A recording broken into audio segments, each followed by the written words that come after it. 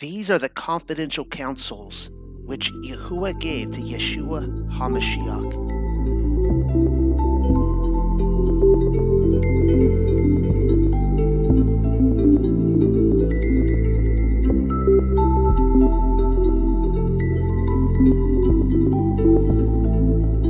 All right, so with that, I will go ahead and cut us off from the Hebrew Gospel of Yochanan. Thank you, everybody, for hanging in there with us. And I agree with Michael. This was one of my favorite sessions we've had so far in John. This was a really great discussion.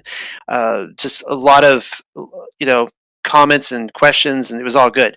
So with that, I'm going to go ahead and open up with the Hebrew Revelation, or the confidential counsels of Yahuwah. So once again, Shabbat Shalom from under the dome, everybody, and let's begin. This is chapter 8.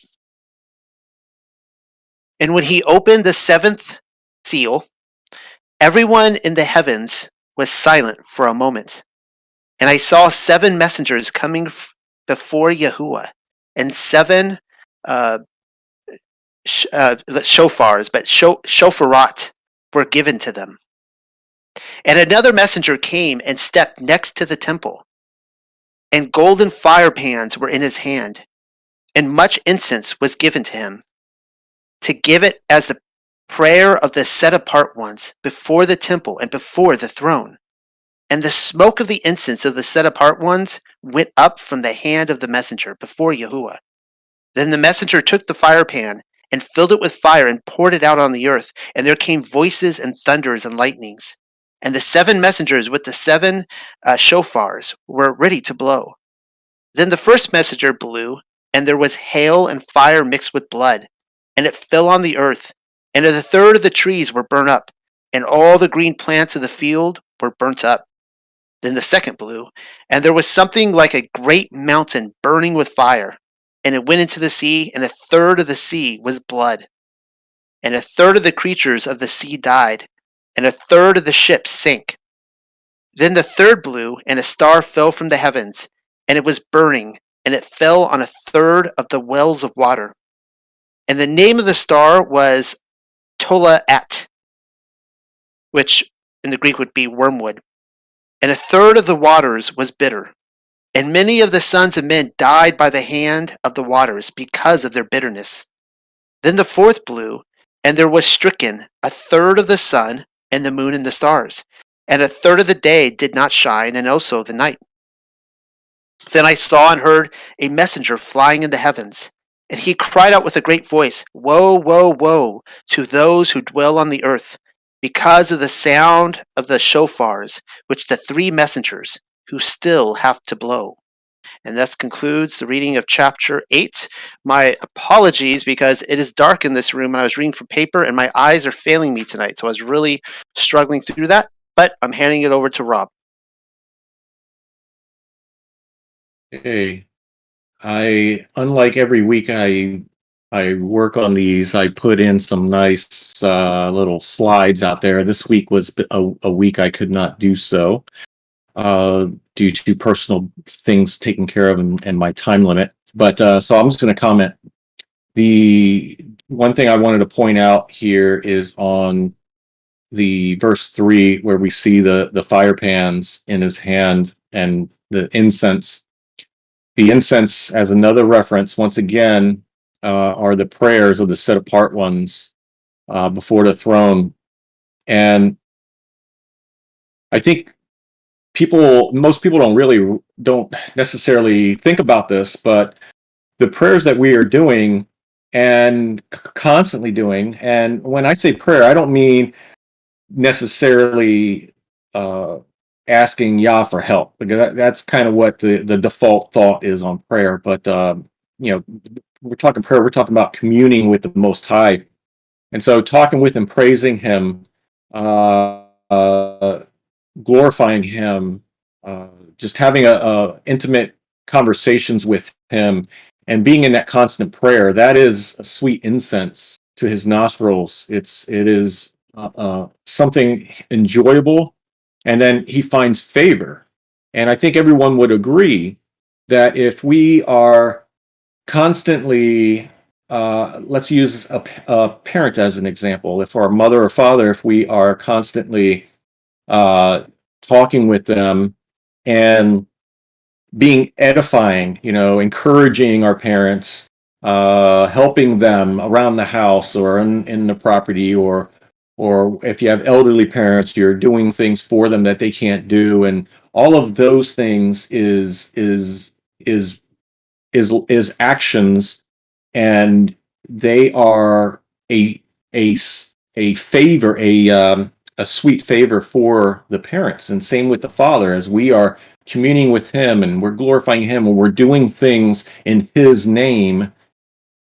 These are the things that are a great sweet incense to him, and pleasing, and that's how that's one of the things where we see he finds favor in us. So I'll start with that, and I didn't have a whole lot because I didn't get to work a lot on the details of this. I'm gonna circle around, and then as we get back to me, I'll add more. I'll hand it over to Michael from there. Michael. Alrighty, Shabbat Shalom. I have a lot on Revelation, so I guess I can split it up as well, multiple times. I'm going to start off with so I'll take your torch and I'll upload a picture. So how about that? This chapter, when I found this image, this chapter really started to make sense. And you can't see it, guys, can you? That's very small. Oh man. Let me see if I can open it up. But basically what it's saying is Revelation 8, 1 through 7 is the Day of Atonement. And it's Leviticus 16, 12 through 16. So Noel read it, so I'm not going to read the Revelation part, but I'm going to try to highlight some parts of Day of Atonement. So Aaron is to take a censer and full of burning coals from the altar before the Lord, and 2 handfuls of finely ground fragrant incense, and take them behind the curtain. He is to put the incense in the fire before the Lord, and the smoke of the incense. Man, this is very small. To conceal the atonement. It's talking about bull's blood, which is also in this part. It's dipping his finger 7 times, and it's sprinkling it on for the atonement cover. I'm sorry, I didn't double check that, but it's very small. But I guess to start, if you want a nice little Bible study, Revelation 8, 1 through 7 to Leviticus 16, 12 through 16. And I'm sorry on that. Oh man, I ruined it. See, I can't just take your position there, Rob, with these pictures. I gotta do a better job there. So number 1, so I'm gonna read the Hebrew. And when he opened the 7th, everyone in the heavens was silent for a moment. And again, during these studies, Noel and I specifically have talked about the heavenly courts. And so I want to point out that the silence in heaven for the space of a half an hour is a sign of deep respect and awe in the presence of the judge of all the earth. Just as earthly courtrooms demand silence when the judge is presiding, so does the heavenly courtroom. And two passages, Zephaniah 1:7. Be silent before the sovereign Lord, for the day of the Lord is near. And Habakkuk 2:20. The Lord is in his holy temple. Let all the earth be silent before him. I think it's a great parallel. When the judge enters the courtroom, there's that moment of silence. I found another great parallel in 2 Ezra 7, 29 through 35.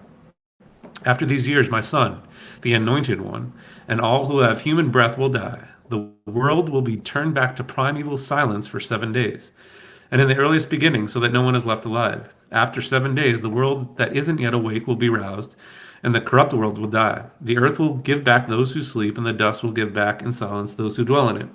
And the resting places will give back the souls that have been entrusted to them. The Most High will be revealed on the throne of judgment, and mercy will pass away. Patience will be withdrawn, and only judgment will remain. Truth will arise, faith will recover strength, and the works will have their consequences. Reward will come about, righteous deeds will awaken, and righteous deeds won't sleep. Just again, judgment and the silence.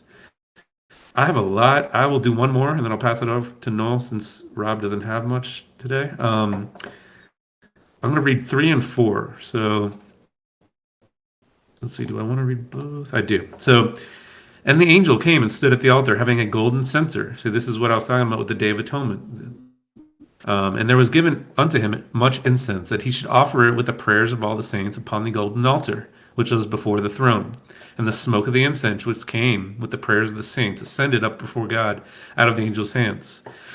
And in the Hebrew, and another messenger came and stepped next to the temple, and the golden fire pans were in his hand, and much incense was given to them, to give it as the prayer of the set apart ones before the temple and before the throne. And the smoke of the incense of the set apart ones went up from the hand of the messenger before Yahweh. Psalms 141:2. May my prayer be accounted as incense before you, the raising of my hands as the evening offering. And then we're going back to Revelation 5:8. When he had taken the scroll, the 4 living creatures and the 4 elders fell down before the Lamb, each one holding a harp and golden bowls full of incense, which are the prayers of the saints. And just as far as the differences, the temple and the fire pans. Fire pans were in his hands next to the temple. So altar in the Greek, temple, and then fire pans were in his hands. I have a lot more. I will pass it off to Noel, though, so we can get more discussion. Yeah, I think both you and me have quite a few notes, and it's always like, well, what do I cover first here? And you covered some great stuff. So this is going to be old news for some of you, but you never really know. And I think this is fun to point out when we're talking about the Great Burning Mountain. Now, people will look at this and they go, oh, it's a comet, it's a meteor, it's an asteroid, fill in the blank. NASA's going to announce when it's going to happen.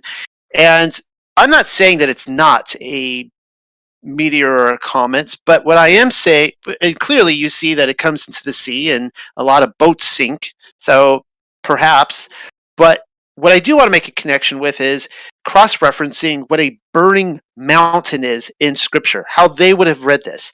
And, of course, it is a divine being. We know that the stars are divine beings. We know that the moon and the sun work with divine beings, and, divine beings surround us in this realm, spiritual beings. So I'm going to see if this works with ScriptureBot. And, throughout the week, it always makes me nervous when I have this piece of paper in front of me, which is scripture references that I had scribbled down earlier in the week, and I don't really know what it's about to say, but let's see what it says. Oh, it worked. The first book of Enoch, chapter 18, verses 12 through 16. So let's read this. I likewise beheld terrestrial fountains deep in the fiery columns of heaven. Oh boy, where is this going? And in the columns of heaven I beheld tires. I don't remember that in my translation, but I don't know if these are like race car tires, but which descended without number, but neither on high nor into the deep. Or these fountains also I perceived a place which had neither the expanse of heaven above it, nor the solid ground underneath it. And I'll explain what I think this is what's happening here in a second. Neither was there water above it, nor anything on wing, but the spot was desolate. All right, so what Enoch is describing here is he is going to this place beyond the earth where there is no heaven above, no water above, no earth below. It's like a wasteland. It's chaos in the void. I think he has gone beyond the firmament at this point, and he is beyond the real estate of Yahuwah. If you can imagine that the earth itself, the circle of the earth, within a square or whatever it looks like, with the firmament above it, that is like the signet ring, the signature of Yahuwah. That's his real estate. It's his signature and his mark. And it's basically like those who don't make the cut, who are cast out of his inheritance, are like, okay, you can go out to this chaos and this void. I think that's what he's looking at. That's how I read this. Correct me if I'm wrong. Continuing. And there I beheld 7 stars. 7 stars. Like great blazing mountains. So there it is. He sees 7 stars that are great blazing mountains. There's our cross-reference. And like Ruachoth entreating me. Then the angel said, this place, until the consummation of heaven and earth, will be the prison of the stars and the host of heaven. Well, that's interesting. The stars which roll over Lyre are those which transgress the commandment of Elohim before their time arrived, for they came not in their proper season. Therefore was he offended with them and bound them until the period of the consummation of their crimes in the secret year. Interesting. All right. So we see that these 7 stars are great blazing mountains, and they're kind of rolling around in the fire. And they wandered. They are, I guess you could, like planets here, because they are wandering stars. They did not come. In this case, they didn't come out when they were supposed to. They did not keep to their path. All right, let's read another one. This also comes from Enoch. Enoch 21, 1 through 3. Come on, Bible bot, don't let me down. Yes. And it says, "Then I made a circuit to a place in which nothing was completed." Well, that's interesting. So it's like creation was not completed here. It's kind of another chaos and a void in a way. "And there I beheld neither the tremendous workmanship of an exalted heaven, nor of an established earth." So he is beyond the firmament, but he is, there's no heaven above him, there's no earth below. He's again in the chaos and the void. It's a desolate spot, he says, prepared and terrific. "There too I beheld 7 stars of heaven, bound in it together, like great mountains." There's again the great mountains, "and like a blazing fire. I exclaimed, for what species of crime have they been bound? And why have they been removed to this place?" Then Uriel, one of the holy angels who was with me and who conducted me, answered, "Enoch," or Hanok, "wherefore do you ask? Wherefore do you reason with yourself and anxiously inquire? These are those of the stars which have transgressed the command meant of El Elyon, and are here bound until the infinite number of days of their crimes be completed." So these angels, these stars transgress their commands, and there they are. So with that, I want to actually expand on this point more, but I don't want to just keep talking. I'm going to return to this. I'm going to take, when I come back, unless if Michael or Rob would like to steal my thunder, you're most welcome to tonight. I will come back to this, and I'm going to add to this idea of what wormwood is doing. So, Rob, it's your turn. All right. I wanted to add regarding Desmond dropped something here. I do want to read because it goes back to that courtroom silence Michael was talking about. That the in the Greek we read it, it's in the course of about 30 minutes or a half an hour, and then in Hebrew it says a moment. And that reference, as Michael was stating, I say it's that, and Noel said is the courtroom silence when the judge comes in and so forth. And I'll read here Zephaniah 1:7, through, and then Habakkuk 2:19 and Isaiah 41:1. "Be silent before the Lord God, for the day of the Lord is near. The Lord has prepared a sacrifice and consecrated his guests." And then it's woe to him who says to a wooden thing, "Awake," to a silent stone, "Arise." Can this teach? Behold, it is overlaid with gold and silver, and there is no breath at all in it. He's talking about idols. But the Lord is in his holy temple. Let all the earth keep silent before him. That holy reverence. Then Isaiah, "Listen to me in silence, O coastlands. Let the peoples renew their strength. Let them approach. Then let them speak. Let us together draw near for judgment." I can't recall if I think Michael might have read some of those too. But something else I wanted to reference here is on the trumpets being sounded, the shofars, 1, 2, 3, and 4. We got hail and fire mixed with blood on the earth, and as a result of this coming down, and so far all 4 of these are from the heavenlies coming down upon the earth. These things that we're seeing, hail and fire mixed with blood on earth, and the result is 1/3 of the trees burnt and all the fields burnt, at least in this description.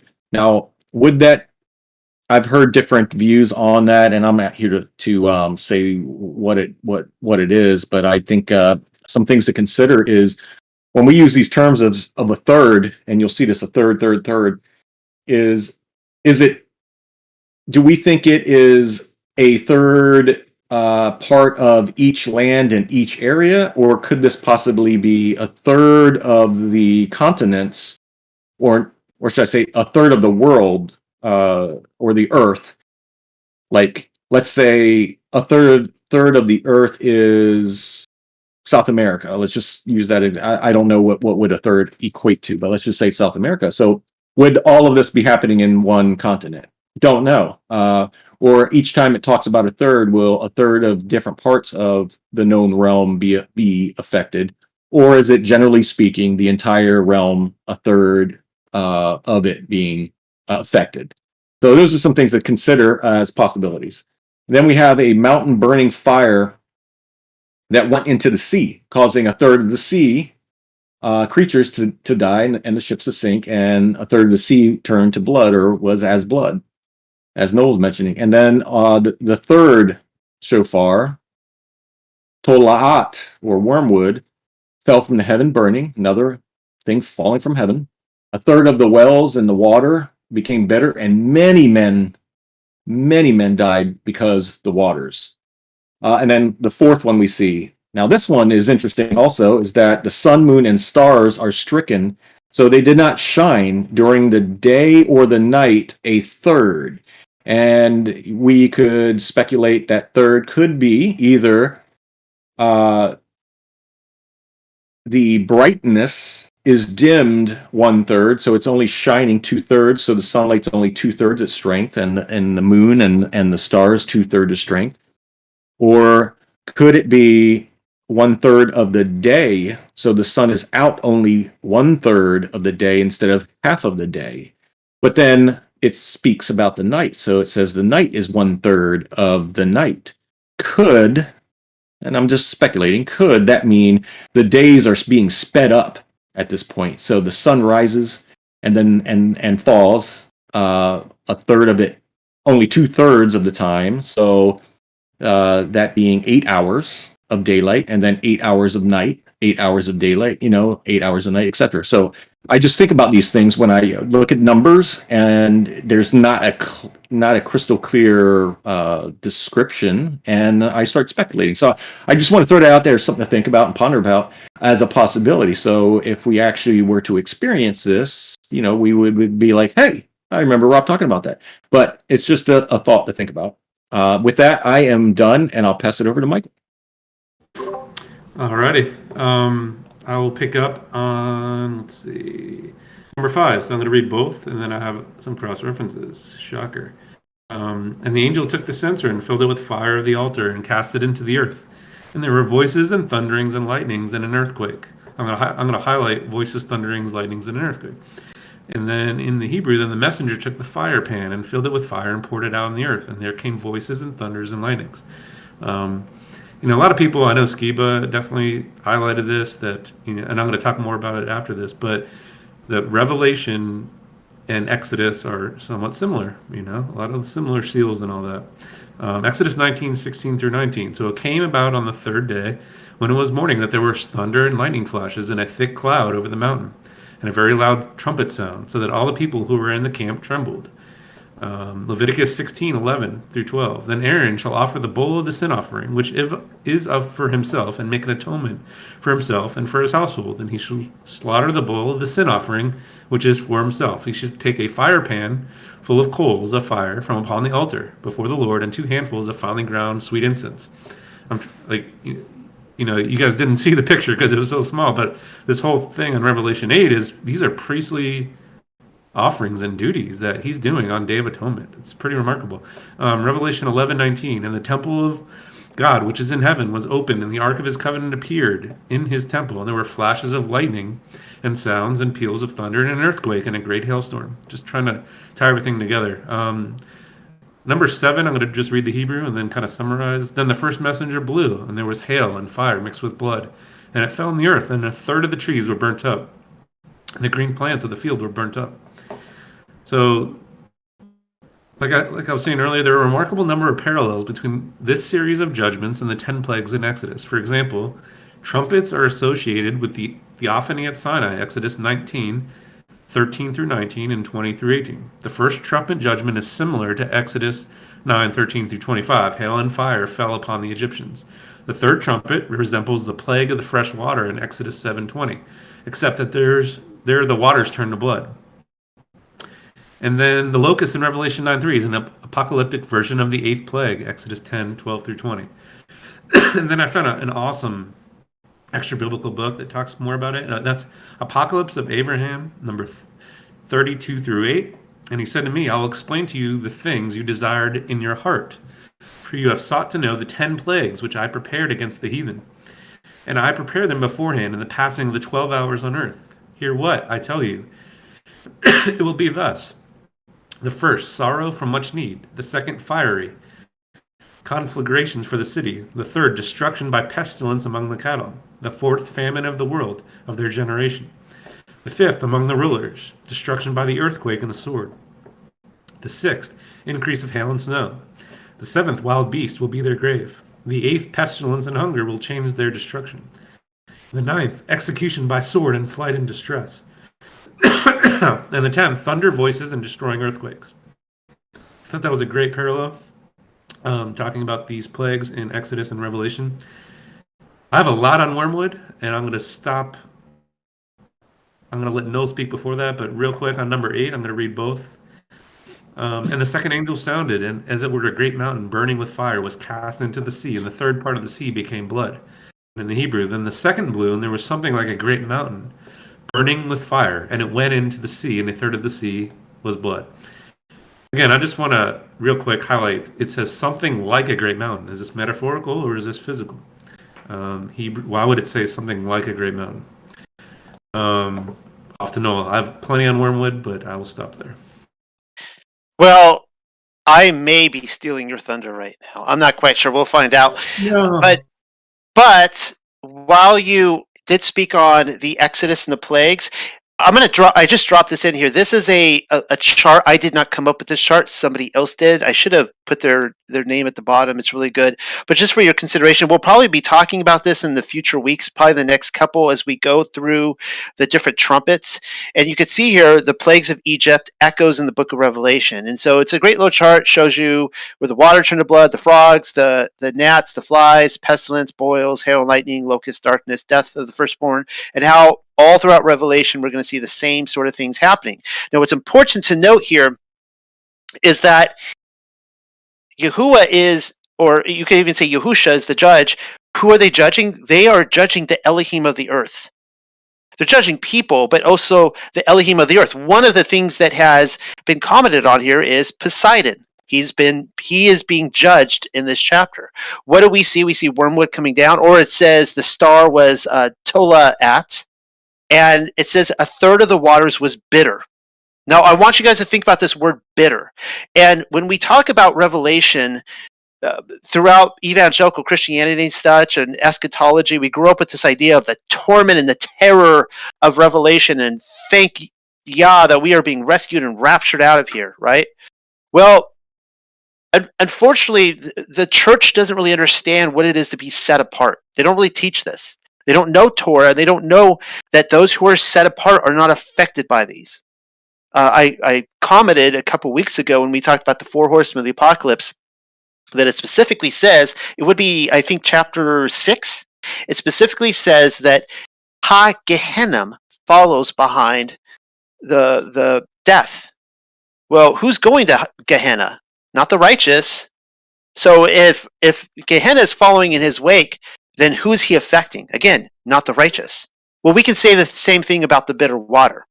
All right, so the bitter water, anyone who's reading this in Hebrew, the Hebrew culture, and understands Torah is going to go straight back to Numbers chapter 5, verses 11 through 31. So let me go ahead and put that in scripture bot here.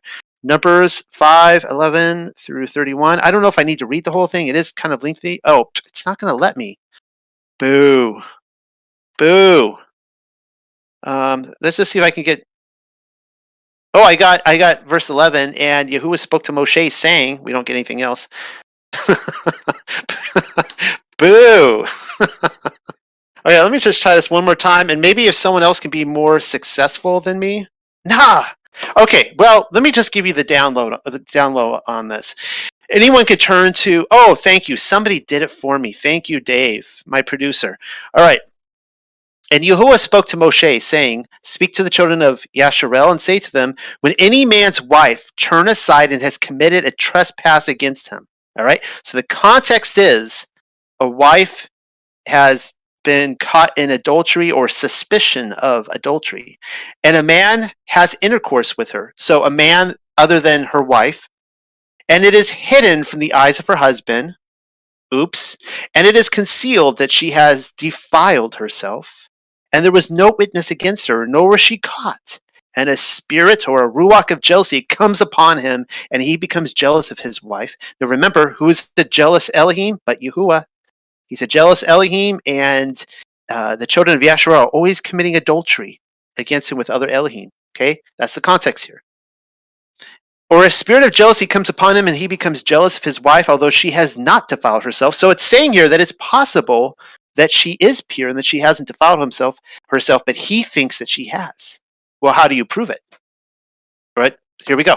Then the man shall bring his wife to the priest at the temple, or the tabernacle in the wilderness, and he shall bring the offering for her 1/10 of an ephah of barley flour. He is not to pour oil on it or put frankincense on it, because it is a grain offering of jealousy, an offering for remembering for bringing crookedness to remembrance. And the priest shall bring her near, and shall make her stand before Yahuwah. And the priest shall take set apart water in an earthen vessel, and take some of the dust that is on the floor of the dwelling place and put it into the water. And the priest shall make the woman stand before Yahuwah and shall uncover the woman's head. So she's come in, she's completely covered. He uncovers her head, and he puts the offering for remembering in her hands, which is the grain offering of jealousy.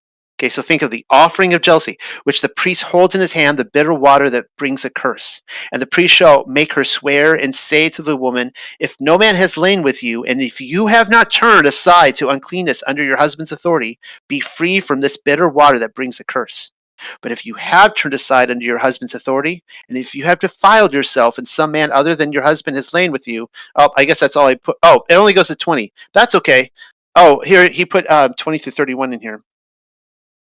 But if you have turned aside under your husband's authority, and if you have defiled yourself, and some man other than your husband has lain with you, then the priest shall make the woman swear with the oath of the curse, and he shall say to the woman, make you a curse and oath among your people, when makes your thighs waste away and your belly swell. Okay, I think that's all I need to read on this. All right, so the context is, if she is guilty, her thighs will waste away and her belly will swell. And if she is not guilty, then nothing will happen to her. Now, there's great commentary on this, on how this is a depiction of Yahusha hanging from the tree. All right, that his thigh was wasted away and his belly swelled. It's a picture of crucifixion. All right, that he received this bitter drink even though he was innocent. Well, if we turn to the book of Susanna, the book of Susanna is an addition to the book of Daniel. It's the story of young Daniel. And what verse did I want to read from here? I'm not going to put it in BibleBot tonight. It's the same thing happened. Susanna is accused of having sexual relations with a man, and she didn't. She was innocent. She was pure. But these two priests, they were these evil, wicked priests, and they were falsely accusing her. And so we just see the same scene happen. And it says, so when the servants of the house heard the cry in the garden, they rushed in. Okay, whatever. Let's skip ahead. And it came to pass the next day, when the people were assembled to her, the two elders came also full of... Okay, no, let's skip ahead. All right. Okay, you know what? I don't have the right verse, but that's okay. The Song of Susanna tells the same thing. She's brought out. They take the mask, the cloth off her face, and everyone in the crowd starts weeping because they see how beautiful she is. And it turns out Daniel is very, he takes these two priests aside, he interrogates them, he finds them to be guilty. All right, there's one other time that this happens, and you guys have probably never heard this before, so I wanted to read this to you. Now, this comes from the infancy gospel of Yaakov. So Miriam, the mother of Yahusha, is accused of having relations with another man because she's found to be with child. And in chapter 12, this is what we read. I'll read the chapter. It shouldn't be that long. I just lost it. I had it. There it is. After these things, there arose a great report that Miriam was with child, and Joseph was seized by the officers of the temple and brought along with Miriam to the high priest. And he with the priests began to reproach him and to say, why hast thou beguiled so great and so glorious a virgin, who is fed like a dove in the temple by the angels of Elohim, who never wished either to see or to have a man, who had the most excellent knowledge of the law of Elohim? If thou hadst not done violence to her, she would still have remained in her virginity. And Yosef vowed and swore that he had never touched her at all. And Abiathar, the high priest, answered him, As Yahuwah liveth, I will give thee to drink of the water of drinking of Yahuwah, and immediately thy sin will appear. So we see, and I won't read the whole chapter, but we see the same thing happening, that actually Yosef and Miriam are put to the test. They're forced to drink this bitter water, and they pass the test. Their thighs and belly and everything doesn't swell up, and they walk out there, and people are amazed, like, oh, she's pregnant with child, and she wasn't defiled, right? And so going back to this is what we see happening here in this chapter, where the judgment is on the adulterous people of the earth who are not turning to Yahuwah, the Most High, and the set apart, they're going to pass the test. If Yahuwah is their Elohim, they're going to pass the test. So, going back to Rob. Thanks, Noel. Yeah, I commented on that. I can't remember the last we had brought that topic up before with the bitter waters, and one of the theories I thought what was happening was with the mention of the thighs swelling up on the guilty woman was that perhaps, and I can't recall if I could confirm that or not, but I thought that perhaps that if she did do this sin, it was a reaction that was like childbirth, where it would swell up her thighs or her belly and abort whatever that child or whatever that was. I thought that was another possibility of explaining why this action was taking place. So if if that's it, I wonder if there's any more implications to what that could mean. So that was one thought that I had said in the past. I did want to touch up one more time on what I was speaking about on the thirds, when we see these four shofars being blown. I also wanted to consider another option with that, is that if we have 1/3 of the trees and all the fields being wiped out, and we see 1/3 of the sea basically being desolate, and then we see 1/3 of all the waters being bitter and men dying from it. I would say another view of that is either 1/3 of the realm this is affecting, and hence 1/3 of the light of the day and night being over it is basically stating the same as it not shining, because there's no life there. That's a possibility. Or back to the thought that the days are being sped up, 8 hours of light, 8 hours of night, and that throwing everything off. And plus they're just strictly 2/3 bright. Any of those options I like to think could be possible. But that was my comment on what Noel was speaking about, and I further wanted to elaborate on the thirds. With that, I am done. Michael, it's over to you.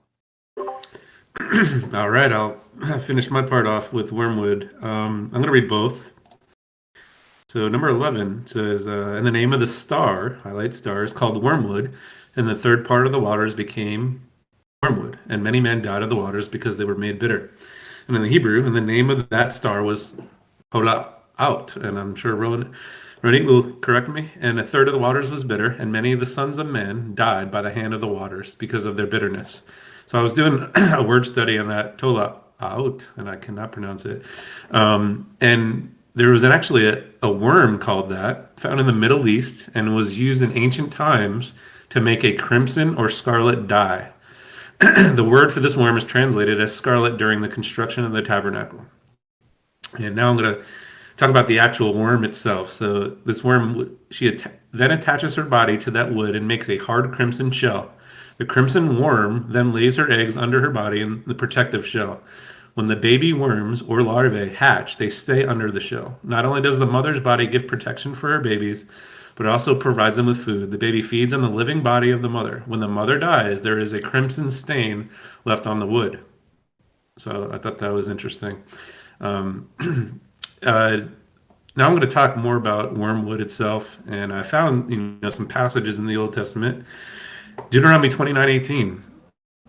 And what I'm going to highlight is, could it be your heart turning away? So Deuteronomy 29:18. So that there will not be among you a man or woman or family or tribe whose heart turns away today from the Lord our God to go serve the other gods of those nations. That there will not be among you a root bearing poisonous fruit and wormwood. So hearts turning away from the Most High to serve other gods is like a root bearing poisonous fruit and wormwood. So Jeremiah 9:14 and 15. But have followed the stubbornness of their heart and the Baals, as their fathers taught them. Therefore, this is what the Lord of armies, the God of Israel, says: Behold, I will feed this people wormwood, and I will give them poison water to drink. They had stubbornness of their hearts. They followed after other gods. They were given wormwood and bitterness. Lamentations 3:15. He has filled me with bitterness. He has made me drink plenty of wormwood. There's a connection here, guys. Your hearts are turning away. You're following after other gods. You are given this bitter water. And then finally, for those who know me, I love talking about wisdom. And what I'm trying to link, I'm going to link wormwood with there's a tale of two wisdoms. And Proverbs 5:1-4. My son, pay attention to my wisdom, the Most High's wisdom. Incline your ear to my understanding, so that you maintain discretion and your lips may comply with knowledge. All great, right? For the lips of an adulteress drip honey, and her speech is smoother than oil. But in the end, she is bitter as wormwood, sharp as a two-edged sword. Her feet go down to death.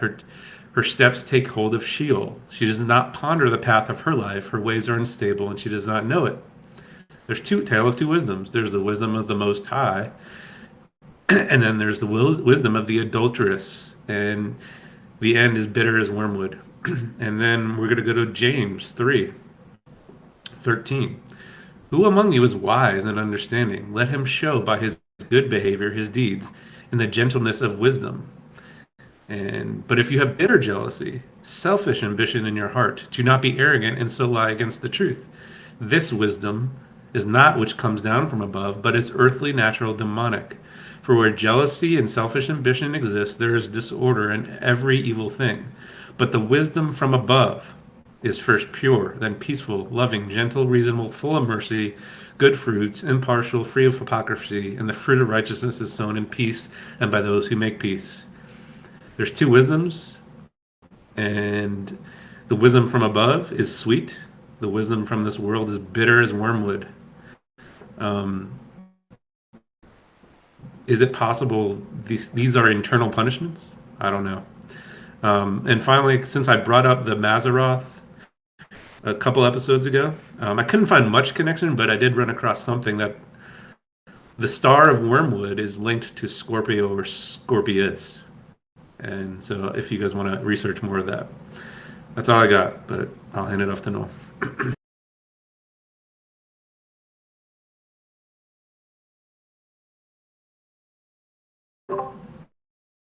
Noel?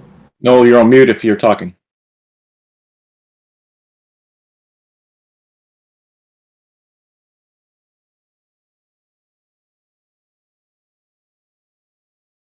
Can you guys hear me? Yeah, we can. Okay. How's the volume? Great. All right. What I was trying to say is, I think we're making connections tonight, but that was really weird. I don't know what happened because I'm all hooked up. I don't know why I went out. All right. So I don't know how many more. I have more scripture, and I think we've kind of made the point on this, all three of us, on Wormwood. And Michael, that was phenomenal stuff. Let me just see what we have here. Jeremiah 8:14. Now, before I go into this,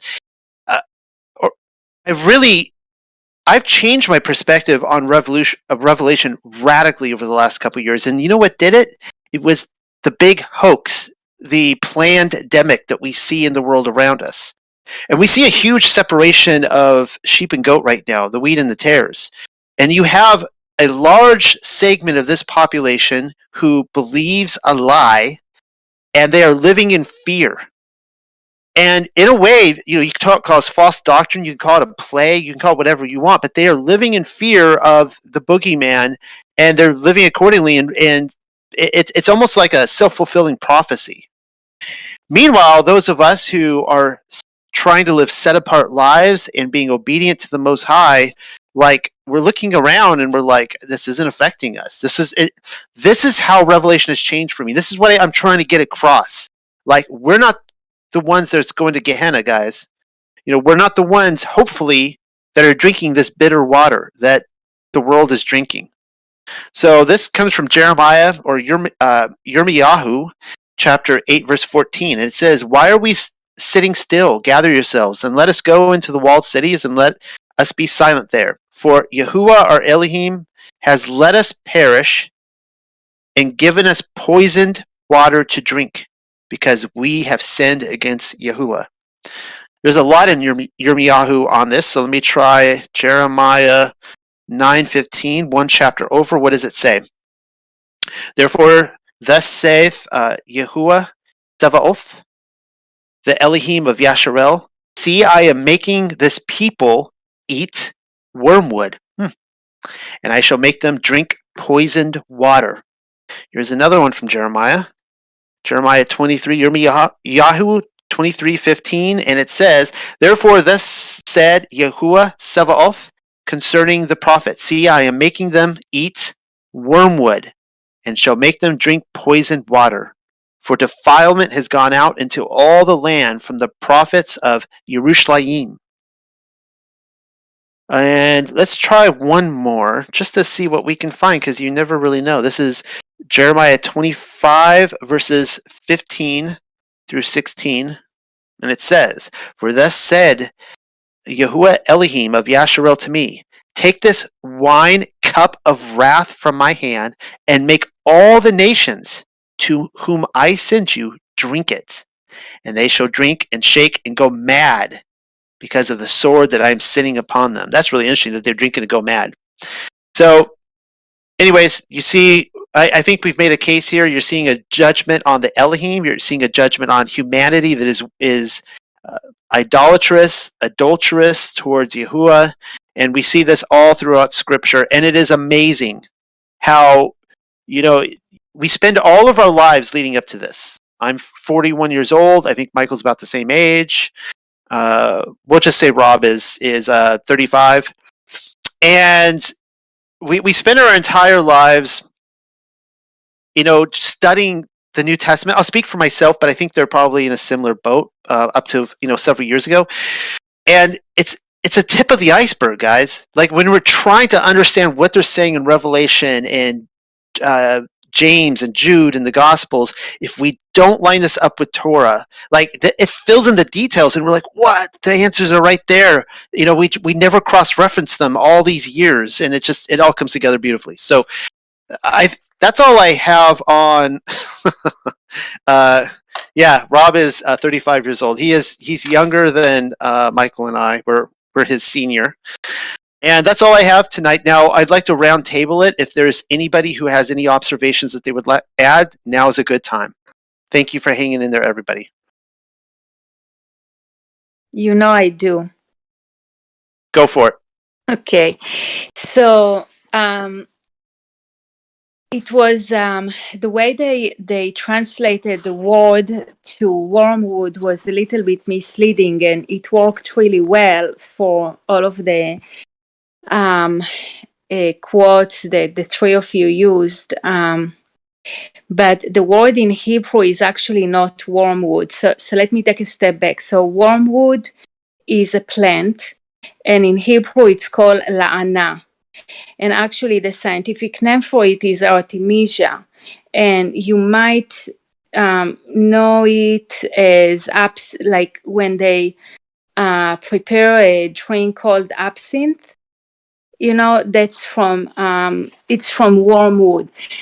In my practice, I actually know of wormwood because it's an amazing, even though it's bitter, it's an amazing medicinal herb to use for leaky gut, for all kind of issues with your gut, with your GI tract. So it was a little bit misleading for them to translate the word to la'at, to wormwood. So tola'at was the word that was used in Hebrew, and it means worm. That's it, just worm, not wormwood.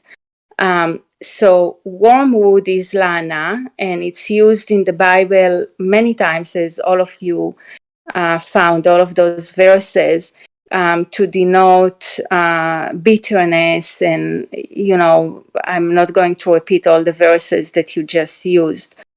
So Can I- in the Bible, sure. No, to finish your thought. I want Okay. before you moved on to the next observation. No, I wanted.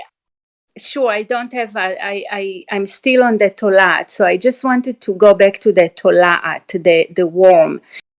So in the Bible, there are only two occasions where we use tolat. The first one is tolat ashani, as Michael mentioned, and they used it literally to get the scarlet color when they prepared the tabernacle. And the second tolat is tolat hashamir, the worm of hashamir. And that's what King Solomon used to cut the stones. Now, when he got instructions to build the temple, he was told that he cannot use any metal instrumentation to cut and chisel stones.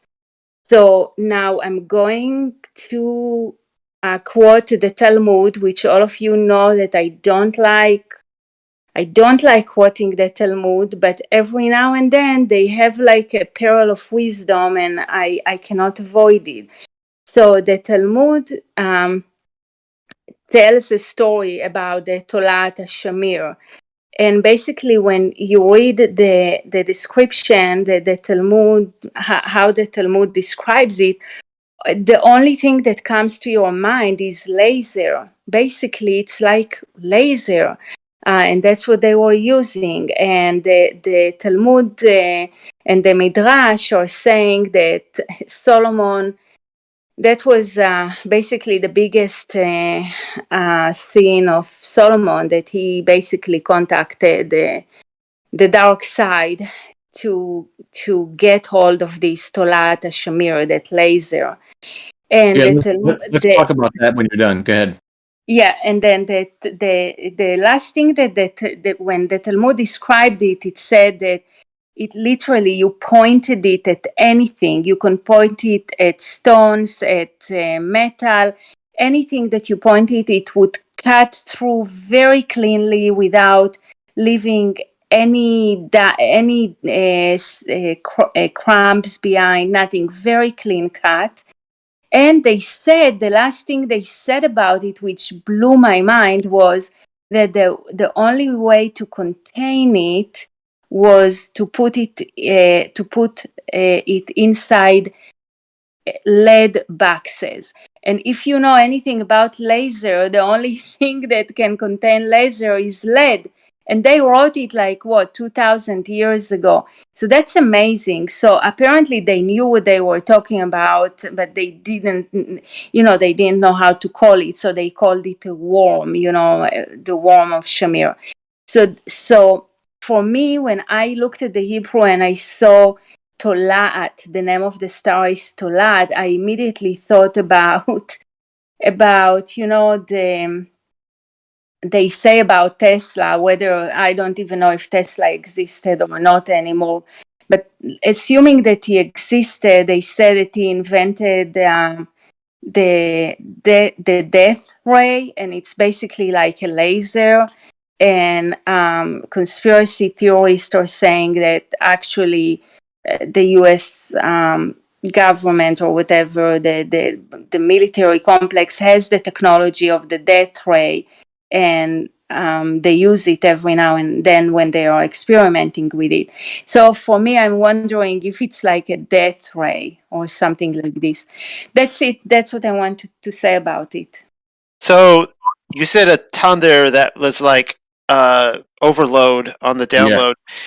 And I think Rob wants to talk about Solomon a little bit. I just wanted to quickly say, I want to say at the beginning that because I'm not sure if I think you're just reading directly from the Hebrew. So in this document, they actually don't say wormwood. No. We were Yeah. inserting that they actually leave it tola at, like they don't translate it to. I think that they didn't know what to do with it, and so they just left the Hebrew word there. So Oh, okay. so Yeah. what I did is when I read it live, and I said, and the name of the star was Tola at, and then I think I added wormwood there just so the viewer knew what we were talking about, and but they did not say the wormwood in it. So, Oh, okay. anyways, Rob, go ahead. Yeah. You wanted to say something. Yeah, there was a couple things there that I wanted to clarify. Roni, you're saying that tola'at is the word worm, but how did you tie that in with this laser, or is this another translation for that word? So because that's the name that they used for what Solomon used to when not he personally but his Yeah, workers use this whatever it is they called it tolat hashamir to cut and chisel the stones, and we know that it's not metal because he was not allowed to use right. metal. Okay, Okay. so the Talmud explained what it is, Okay. and the Midrash explains what it is, and the way they explain it, when you read it, all you can see is laser basically. So I'm thinking maybe that's why they call it tolat, because tolat is like a long, very narrow long thing, Yeah. and the laser is also long and narrow, so I think they didn't know how to name it, so they called it tolat shamir. Yeah, that's what I was trying to tie in together, make sure I heard you right. Because, well, two things. One is,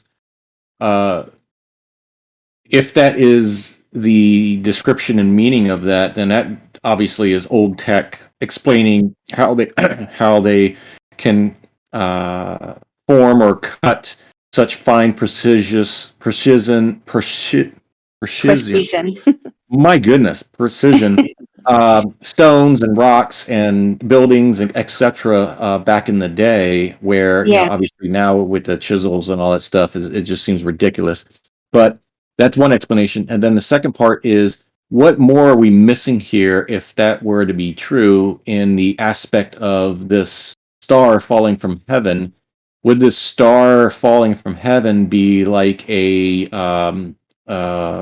if you want to call it a device with laser shooting out all from around it as it's falling down, just causing massive destruction? I don't know, and it's just makes you think about more about these meanings of these words and what they could possibly be. Yeah, and sometimes they are using it as a description, right? So maybe they are describing a star that has like a tail, so it looks longer. Right. For me, if I'm using the original word tolat from the Bible, then I think like it could also be a laser coming down from like a death with whatever, like what Tesla invented, so the death ray. Yeah, and Austin Powers. So are they making fun of us that there is some type of death ray aiming down at here one day to be shot down as wormwood? Yeah. And the Death Star, yeah, exactly. These examples of these death rays are actually describing this future event. Yeah. So Interesting. I my question to the three of you is, if we hold that millennial kingdom already took place, then is this chapter describing something that already happened? Okay, so that's a very good question that I do not have the answer to. So, one of the things and I'll be, I think, talking about this more and more in the future, because what's going to start happening as this thing really starts taking off and more people are going to come here with questions, and they're going to ask me, but what about this and what about that?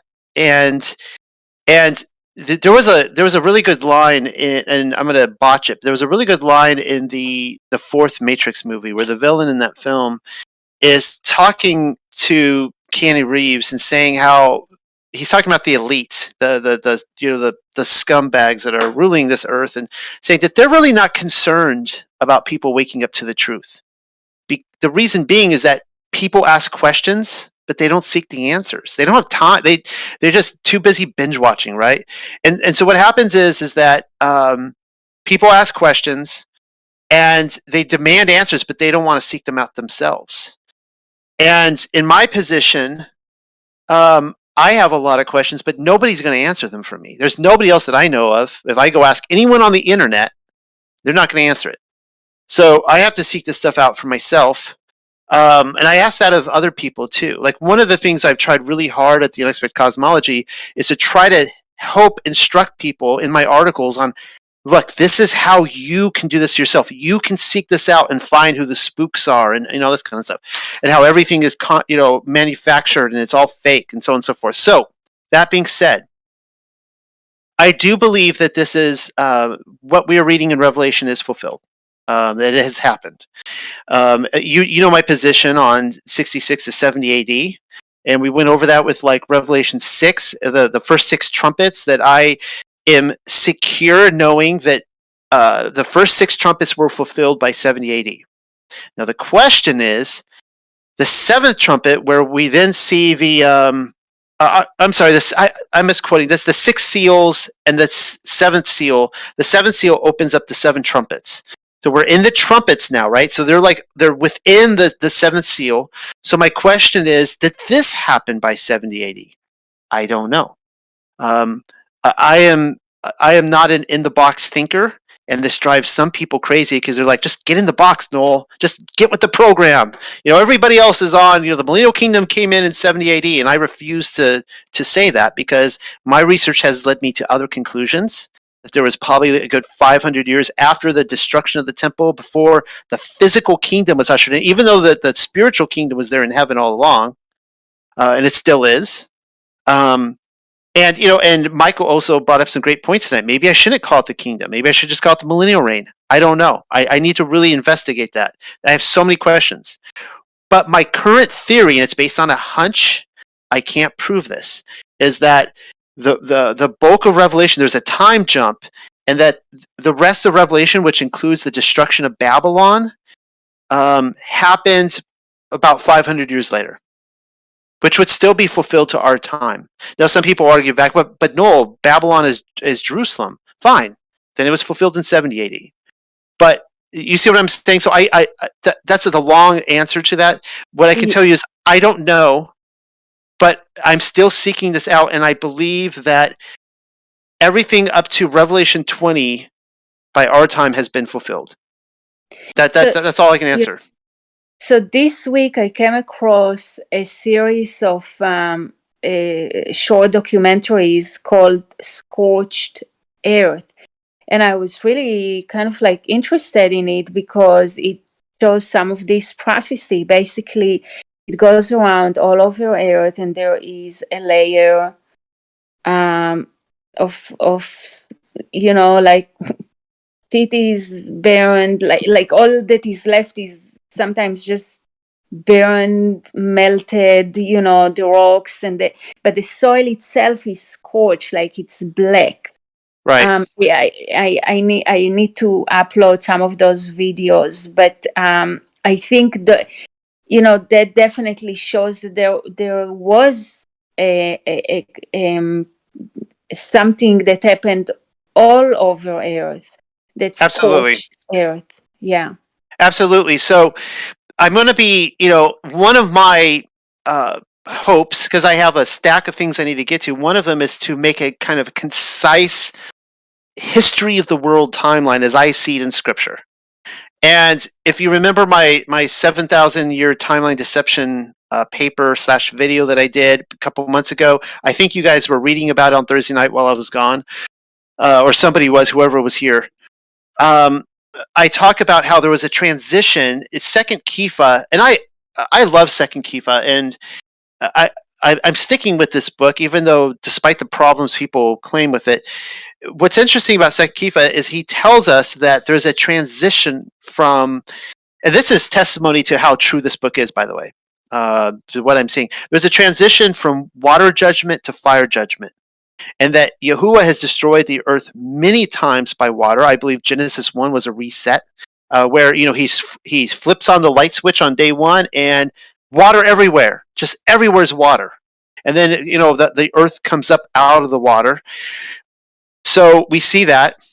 And then the Noah's flood, water destruction again. And then Sodom and Gomorrah is the transition where he's like, okay, I'm going to start destroying the world with fire now. Sodom and Gomorrah was a sign of the judgment to come. And Peter says, next time it's happening, it's with fire. And all of a sudden, we look all over the earth, and there was a fire judgment. There are melted buildings, melted cities. Some people speculate that the Grand Canyon is a melted city.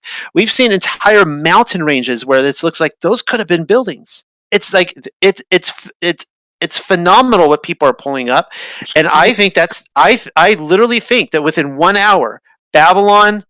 I'm talking about the mystery Babylon. When I read mystery Babylon, I don't think Jerusalem. Maybe I'm wrong. I think of the mystery religions, mystery Babylon, the Babylonian mysteries, the Eleusinian mysteries, the mysteries of Isis. The Druidic mysteries. Name your mystery, and they would people were living their lives, and the attack was so sudden. It the fire comes up, this fervent heat from below, and we see that in these castles where you can see the heat's coming up from below, and the bottom half is melted, and the top is kind of kind of shaky, but it's still there, and I think it just wiped them out. People had no chance. They knew they had no chance at all. Anyways. Go, Ron. It looks like you want to say something else. No, that's it. And I just saw that I just saw a documentary about the Grand Canyon. It's yeah. I can. Yeah, we just once we see it, we cannot unsee it. Right now, and this is my question to everybody who is denying that the Millennial Kingdom happened.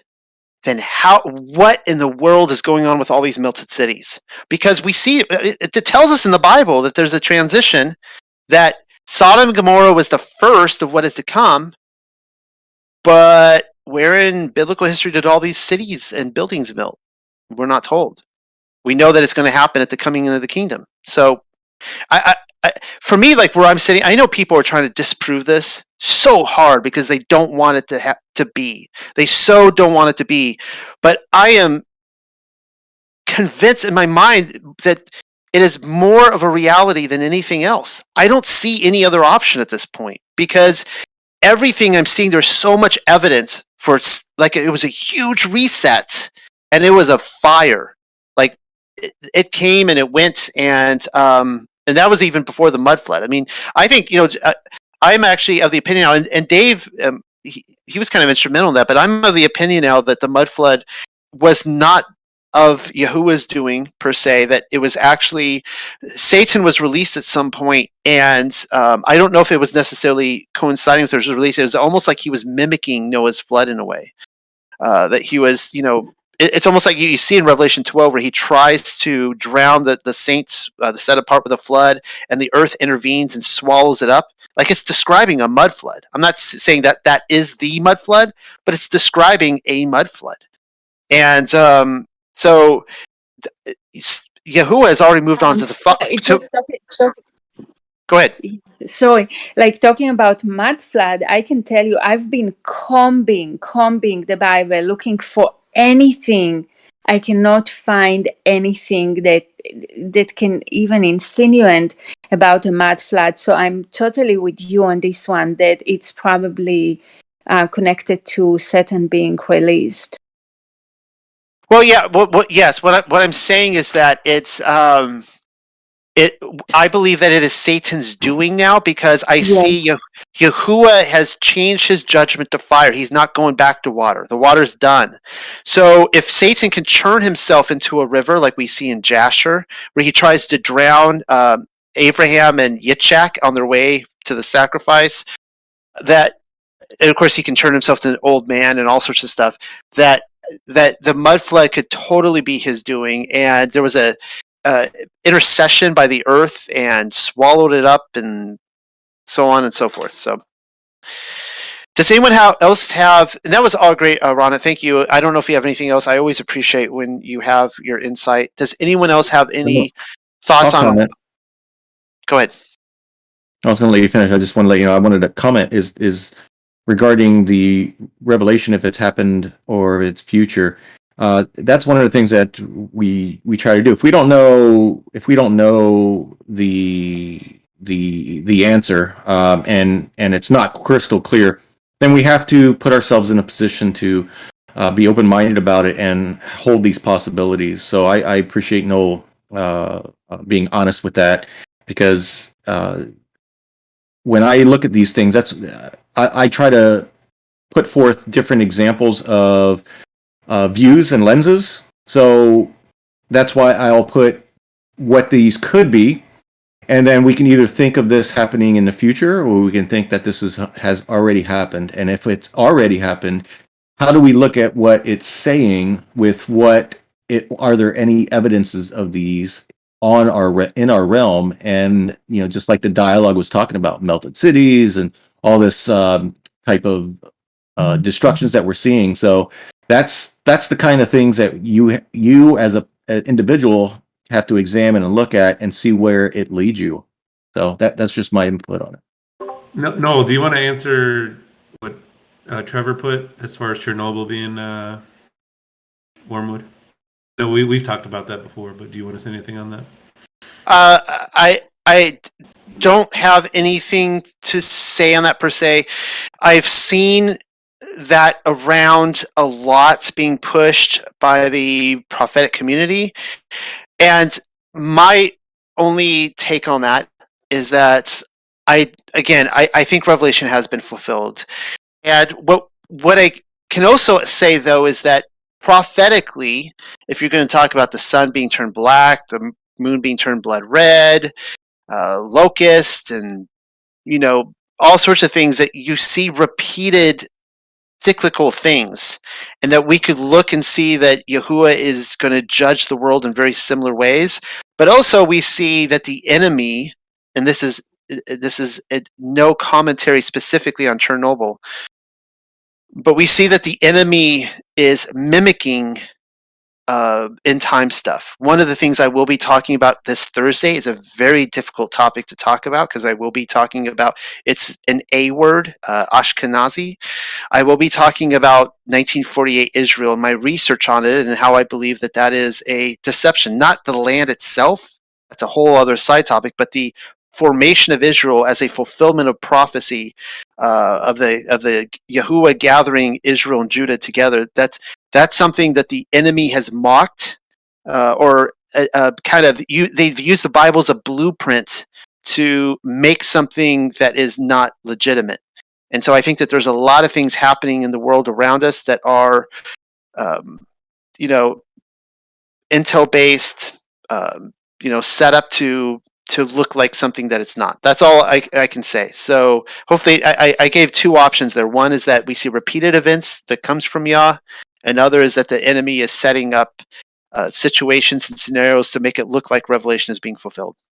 So that's my only thought on that.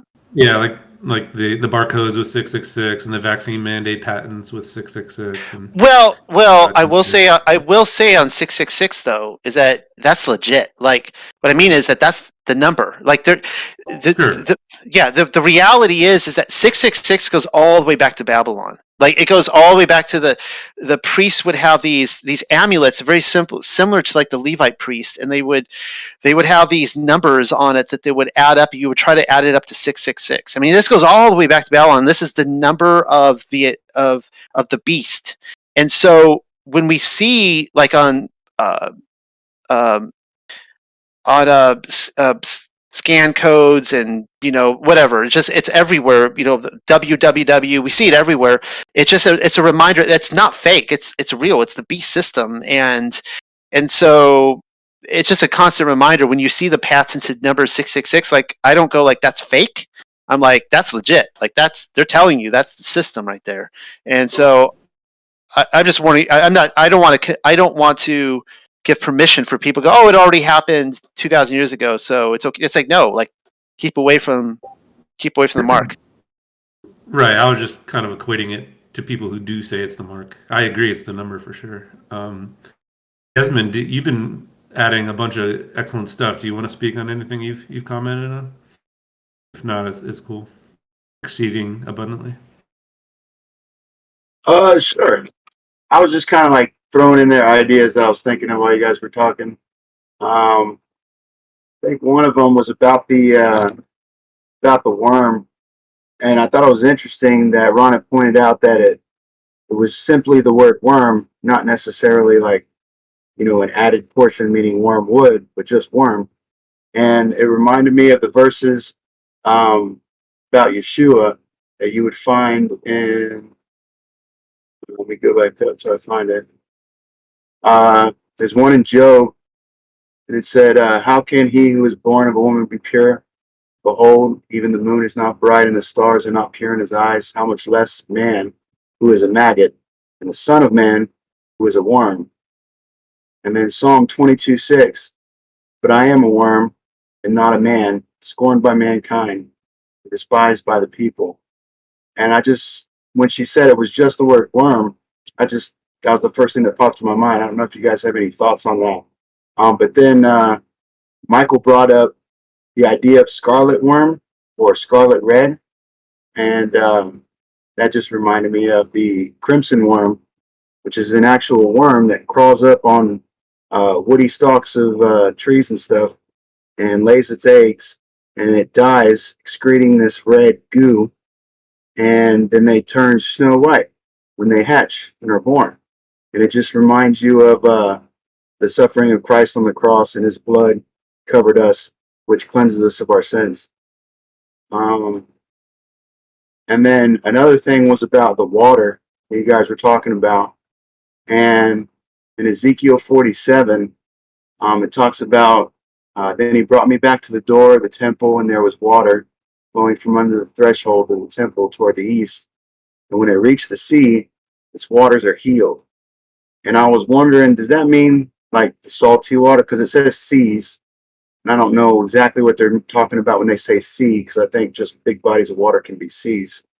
But does that mean like the salty water turns fresh, or just the idea that fish can live in it again? But then I thought, when I was thinking about that, it reminded me of 2 Kings 2:21. It says, "Then he went to the spring of water and threw salt in it, and said, Thus says the Lord, I have healed this water. From now on, neither death nor miscarriage shall come from it. So the water has been healed to this day, according to the word that Elijah spoke." That's just some ideas I was thinking of while you guys were talking. If you guys have any thoughts on this, I'd love to hear them. I don't have any ideas on that, Robert. Michael, do you guys have any ideas?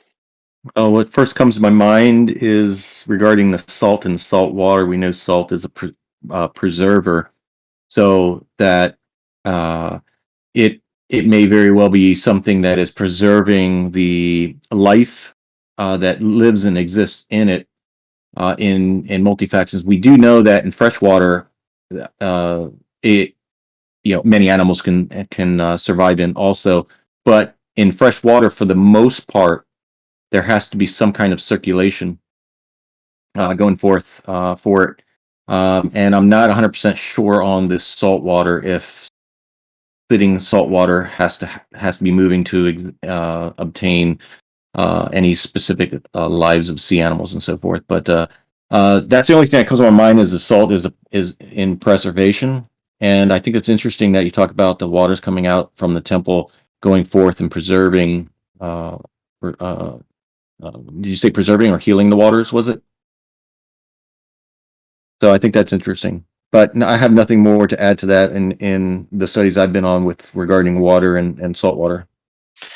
Does anybody else have anything that like to add? It's getting late in the night. I would like to give the individual recording this the mercy kill shot and let him go night night because I'm so grateful for all the recording Josh does, but he can only take so much of this himself. So, does anyone have any last thoughts? I could respond to something. This is actually Trevor. I'm on Andrew's microphone right now. Crazy chicken boy. I was about to say, because I saw Crazy Chicken lighting up. I'm like, that is not Crazy Chicken's voice. But I had a question for you. I couldn't respond to your question. I'd have to say I don't know about the melted cities and mud floods and Great Reset. I can't really respond, but what I could do is ask you a question in regards to scripture. I think you did mention it about the last trump, that you said maybe that hadn't been fulfilled, and I think that that would be a big problem scripturally speaking if we were to say that the last trump has been fulfilled, because number one, you have it mentioned by Paul in 1 Corinthians 15, and he says at the last trump there's a resurrection, number one, and then he says death and hell are swallowed up, and that's saying, he's quoting from Hosea the prophet, and he says that death and hell will be swallowed up at the last trump, and we'll see this resurrection. Well, that resurrection couldn't have happened yet, because we see at the end of Revelation 20, we see death and hell being finally dealt with and swallowed up. So the last trump could not possibly have occurred, and I just wanted to ask, what is your response to that? I mean, what? so, yeah, I'm not quite sure how to answer that. So, because we're dealing with, I believe, 1 Corinthians, Paul, I did talk a little bit about Paul's reference to the fact that in my study on called the glorious appearing of Yahushua HaMashiach, which talks about the years 66 to 70 AD, primarily 66 AD, and I talked about how Shaul or Paul prophesied that he himself would be included in the gathering up, and that he specifically prophesied that he would be a part of it, not other people. He said the dead will rise first, and then we who are left. And that's a whole other topic to show that all the Yaakov or James, Peter, they all believe that they themselves would be a part of this. So I believe that the resurrection did happen in 66 AD. Now, in terms of the lake of fire, it's still there. We see that in Revelation 20, after the 1,000 years, the Satan is then released, and then back up. The false prophet and the beast are thrown in the lake of fire before the 1,000 years. Lake of fire is still going. Satan's in prison. He's released. At the end of the 1,000 years, then he's thrown into it. And other texts will then say that, like Enoch will talk about, in the 10th week, at the very end, the watchers will then be thrown into the lake of fire. I assume at the same time that Satan is. So I do not believe that. I believe that Gehenna is still there. The Gehenna, the fires, the lake of fire, it's still there. Death itself is not swallowed up yet. So if you want to call the last trumpet that event, that's fine with me. I'm not a big Paul person myself. Around here, I'm not. It's one of those things I am forced to comment on Paul sometimes. I try not to. I'm not crazy about the guy. I don't actually use his writings around here. Rob can maybe talk more about him. Other people like Paul. But all that to say is, I believe that the resurrection of the there's different ways we talk about resurrection. We talk about a physical resurrection from bones, and then we talk about I've shown that it's used interchangeably to also talk about people who are taken out of Sheol. And I believe that there's multiple events. So one is that Yahushua, when he was crucified, according to the Gospel of Nicodemus, Bartholomew, and I would throw in Second Esdras in there, that he cleansed out Sheol from the righteous, and there was prophesied that the righteous would never return to Sheol again. It's done. No more of the righteous in the set apart in Sheol. They're taken to paradise. This is why we see the dead in Revelation under the throne. It's like a reset because they're not going to Sheol. They're under the throne now. And then they're resurrected. And they were resurrected at the time of about 66 AD. And so there's probably another reset now. The dead are somewhere. I don't know where. I don't know if they go to paradise. I don't know if they're under another throne. I have no clue. But there's a lot of questions I have that I don't have answers to. But that's one of the good things to, you could always seek out for yourself too. I'm not like the Bible answer guy. I'm just trying to figure this out as we go along. One thing I am fully convinced of is that Yahushua fulfilled his promises to the people he said he would fulfill to. He said he was coming back for his disciples. He didn't say he was coming back for a later generation. He said he's coming to take them to where he is in New Jerusalem, to his kingdom in heaven. He came back for them. He got them. That whole generation was anxious. It was a 40-year generation where they couldn't, that was their blessed hope, that they could live to the end of that generation to see him come. And then, we're waiting on now another intercession, specifically with New Jerusalem, which I'll be talking more about in the weeks to come, hopefully, about what that will look like. So hopefully I wasn't all over the place. It was hard I almost had to answer that in two ways. I tried to answer that the best I could. So sorry if I didn't answer it better. Am I still on? Yeah, I heard you. I pretty much made sense of all that. And additionally, collaborating with that is Revelation 10:7, because and someone said, "Don't apologize." Not sure what that means, but it was equip it, Paul. Don't apologize for being anti-Paul, but that's what they meant. Paul says the mystery, right? Behold, I show you a mystery at the last trump, this resurrection. Death and Sheol are swallowed up. Collaborating with that is Revelation 10:7 itself in the book of Revelation. It says the mystery of God, or the mystery of Yah, is complete at the seventh angel sounding the seventh trumpet, which is the last trumpet of Revelation. So that shows us that mystery, we're not going to be having any more of this mystery that we're experiencing right now that we in question. We don't know what's going on. So the last trump couldn't. That collaborates with what Paul said. Okay, so let's try to work on this timeline. Okay, so Paul says the last trump, there's no more death. Is that what you're saying? Yeah. Okay, all right. So at what point then is the last trump according to your timeline? Let's say the millennial kingdom hasn't happened yet. All right, it hasn't happened. All right, so we're still waiting on this last trump. Is the last trump that happened before the millennial kingdom or after? Because afterwards, there is actually still death throughout the millennial kingdom. And afterwards, there is again still death. So at what point does this last trump happen where the dead rise? The last trump happened. That's the end of everything. That's Messiah's second coming, because that fits right in with the other second coming of Messiah passages. So does the second coming of Messiah happen before the millennial reign or after the millennial reign?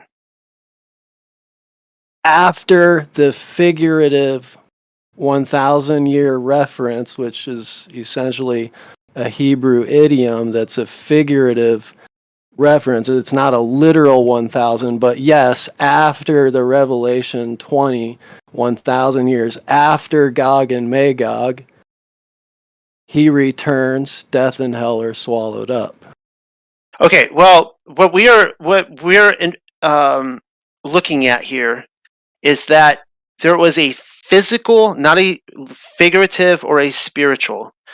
There is a spiritual kingdom in heaven, undoubtedly. I mean, it was here from the beginning before creation. There's always been a kingdom of heaven where Yahushua reigned from.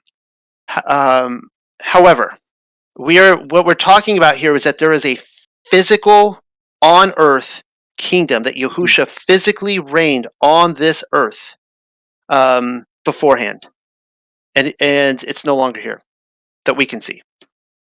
That's the context of what we're talking about. That he physically came, he destroyed Babylon, he ruled with the 144,000, and they had houses, palaces all over the earth, which we can still see today.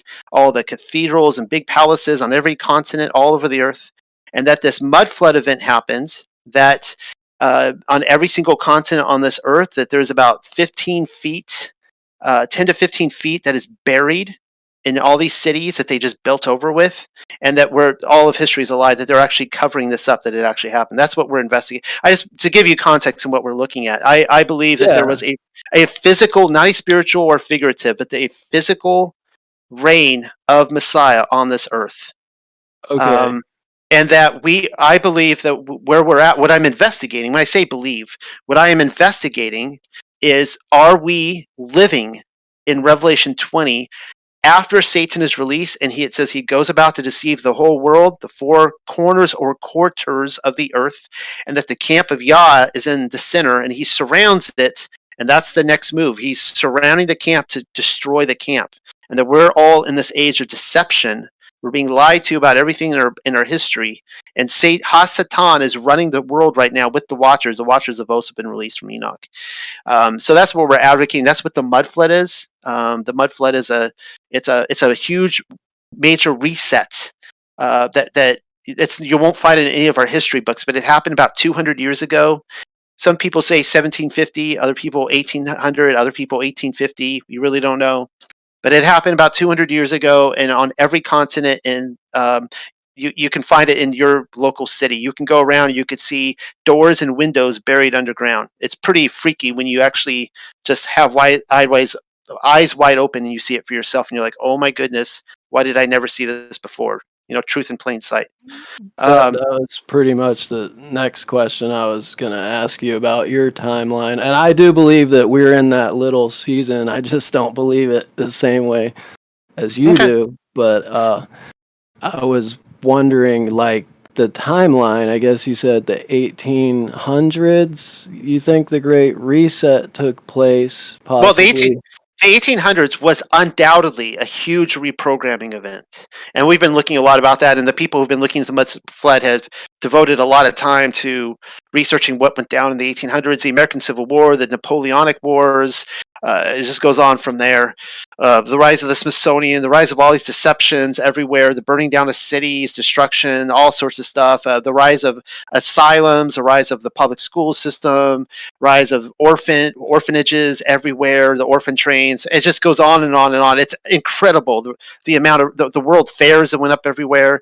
The amount of research that's been put into this is phenomenal, and showing how people were literally lied to and reprogrammed. So a good analogy of this is, if you look at the Soviet Union that came into play in the years right around World War One, when the people who went through the Bolshevik Revolution, they grew up, and a lot of them lived old enough to see the Berlin Wall come down. And when I hate to use this word, but when psychologists started going in and analyzing these old people who were still alive, or children, during the Bolshevik Revolution, they found that they had what they called false memory syndrome, which means they had two memories. They had a memory of what really went down, but they didn't believe that to be true because they had been indoctrinated, reprogrammed. But they had a second memory of what their government told them happened. And what it shows is that it takes one generation for a government to completely lie and scrub and erase history and convince them of something else. And they do it all the time. But there was a huge reprogramming event in the 1800s where they completely lied about this worldwide empire of peace that, all over the world, these huge, big, beautiful dome buildings with Corinthian pillars that nobody can replicate to this day. They can't replicate them. And they tell us they did this with like chisels and all that kind of stuff on horseback and wagon. It's like, no way. No freaking way. And they lied to us about all this, and they said they invented it. They built all these, like you look at like all the Capitol buildings in every state, like Sacramento in California, Colorado, Texas. You go all over and look at these huge, beautiful buildings. There's no way cowboys and horseback built those, but that's what they tell us. And so this is kind of where it leads, is like, well, who lived in those buildings? Who inhabited them, right? What did the society look like? And you go from there and you start looking the Bible for answers, and you're like, oh my goodness, it was in the Bible this whole time. And it takes people a long time to process it. I don't expect you to tonight. It took me 2 years to get to where I'm at of processing this. Starting November of 2019, when I was introduced to this and I started feverishly looking into it, it takes people a long time. I can't expect, overnight for people to go, oh, that's right, you're right. And I apologize. I haven't been here for a lot of the discussion you guys have had about it that I could have already heard. But I guess I would submit maybe one question real quick. Let's go to one event, because I already know enough to know that what you're talking about, I just know enough to know that I don't know enough to know, So, but let's talk about I'm in the same place. Our 1611 King James Bible. So you're saying that dates back into the millennial reign, wouldn't it be? And then you have all these Protestants protesting the Church of Rome, trying to come out, and they're saying the beast, the Antichrist, is the Pope. And Yeah. I mean, all of that, how, if they're coming against the Church of Rome to be the Antichrist, the Pope, I just don't understand how we can. So what you're dealing with right now is what I still deal with to this day. And I'm not sure if you're a flat earthist, but back in 2015, when the flat Earth movement was really taking off, one of the things what the young Earth creationist movement did back when it took off in 1970, it's not that old, is that it did away with the natural revelation of geology. Well, what the young Earth creationists decided to do is like, well, we're gonna remove all these natural revelations, but we're gonna keep to the natural revelation of astronomy. This was during the Apollo missions, and it was all set up, of course, by the government to give you the illusion of choice. Well, when the flat Earth movement came along, they said, well, you know what? We're gonna get rid of the natural revelation of astronomy, right? So that was the next big natural revelation to go. Well, with the mud flood, the next big natural revelation to go is history. The fact of the matter is that history dictates way more of our biblical theology than it should. Because we say, well, Yahushua couldn't have fulfilled the promises he said he would to that generation because we're still here, right? And we throw in all this, so we have these questions. And the thing is, okay, let me give you a quick example. I live in the city of Charleston, South Carolina. I gave this presentation a few weeks ago. Charleston, South Carolina was fundamental in two American revolutions. The first was 1776. The second was 1861 to 1865, the American Civil War. And they give us all this history of the city of Charleston. Well, some of the people in this room, I took them on a tour to downtown Charleston, and I showed that my city is buried in 15 feet below the street level. Buried. You can see the doors and the windows down there. They just built doors on the second floors and just called it the street level. Where in my history books does it say that there was a mud flood that came and wiped out Charleston on the first level floor? And including every other major city in America and Europe and the world, I could show you everywhere. It doesn't. So that is an issue, because now we're like, well, if the history books are lying to us about a major event, what else are they lying to us about? And this is where it gets really hard, because we look at history and go, well, what if it's all a lie? That's kind of where so it gets really complicated, because I think that a lot of our history is factual in one way or another, but not in the way we look at it. I don't believe that there are 2,000 years. I don't think Yahushua said, I'm coming back for you, my disciples. And then 2,000 years later, he hasn't fulfilled that yet. I believe it happened, and that there were these events, but there was a lot of historical events, like the Reformation. Maybe it did happen, but maybe it happened in the 600s, rather than 1600s. I mean, that's a whole nother conversation right there, because we're looking at the fact that there's 1,000 years of missing time. There's so many components to this. This is like a Pandora's box, this mud flood that opens up so many avenues of research that is blowing people's minds about how the extent of how much they lied to us in order to keep us sedated and asleep and binge watching Netflix, and just listening to our Freemason pastors, and like this paradigm we live in. It is literally a matrix. In the best way I could say, literally, like they set up this entire system around us to keep us asleep, sedated on blue pills, and not realize the reality of what really went down, which I would say is his story. His story has been scrubbed for an alternate history. So that I could go on talking all night about this, and a lot of the people in this room know what I'm talking about. But on that, I invite you to come back in future weeks. We could have this discussion. I could try to take you through this. This is something that you can't process in one night. It takes months and months and months of processing. It really does. There's so much depth to this, and so many questions and answers, and questions I have and answers that I don't have. So with that, let's go ahead and officially close. And you're off the hook, Josh. Thank you for hanging in there as long as you have, if you're still recording. It's class is out of session. So again, thank you, everybody. Open discussion, have fun, and shalom, everybody.